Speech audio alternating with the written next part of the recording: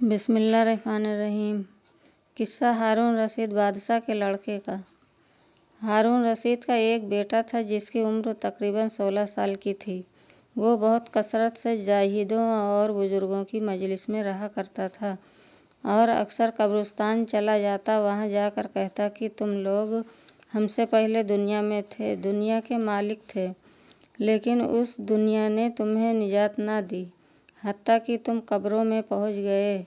کاش مجھے کسی طرح خبر ہوتی کہ تم پر کیا گزر رہی ہے اور تم سے کیا کیا سوال و جواب ہوئے ہیں، اور اکثر یہ شعر پڑھا کرتا: مجھے جنازے ہر دن ڈراتے ہیں اور مرنے والوں پر رونے والیوں کی آوازیں مجھے غمگین رکھتی ہیں۔ ایک دن وہ اپنے باپ بادشاہ کی مجلس میں آیا۔ اس کے پاس وزراء، امراء سب جمع تھے اور لڑکے کے بدن پر ایک کپڑا معمولی اور سر پر ایک لنگی بندھی ہوئی تھی۔ اراکین سلطنت آپس میں کہنے لگے کہ اس پاگل لڑکے کی حرکتوں نے امیر المومنین کو دوسرے بادشاہوں کی نگاہ میں ذلیل کر دیا ہے۔ اگر امیر المومنین اس کو تنبیہ کریں تو شاید یہ اپنی اس حالت سے باز آ جائے۔ امیر المومنین نے یہ بات سن کر اس سے کہا کہ بیٹا، تو نے مجھے لوگوں کی نگاہ میں ذلیل کر رکھا ہے۔ اس نے یہ بات سن کر باپ کو تو کوئی جواب نہیں دیا، لیکن ایک پرندہ وہاں بیٹھا تھا، اس کو کہا کہ اس ذات کا واسطہ جس نے تجھے پیدا کیا، تو میرے ہاتھ پر آ کر بیٹھ جا۔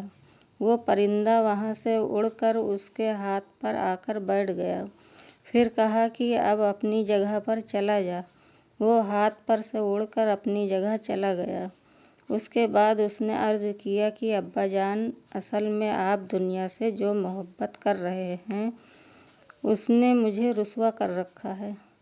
اب میں نے یہ ارادہ کر لیا ہے کہ آپ سے جدائی اختیار کر لوں۔ یہ کہہ کر وہاں سے چل دیا اور ایک قرآن شریف صرف اپنے ساتھ لیا۔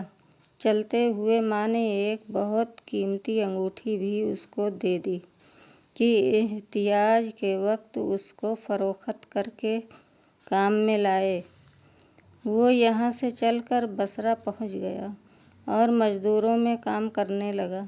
ہفتہ میں صرف ایک دن شنبہ کو مزدوری کرتا اور 8 دن تک وہ مزدوری کے پیسے خرچ کرتا اور 8ویں دن پھر شنبہ کو مزدوری کر لیتا اور 1 درہم اور 1 وانق یعنی درہم کا چھٹا حصہ مزدوری لیتا، اس سے کم یا زیادہ نہ لیتا۔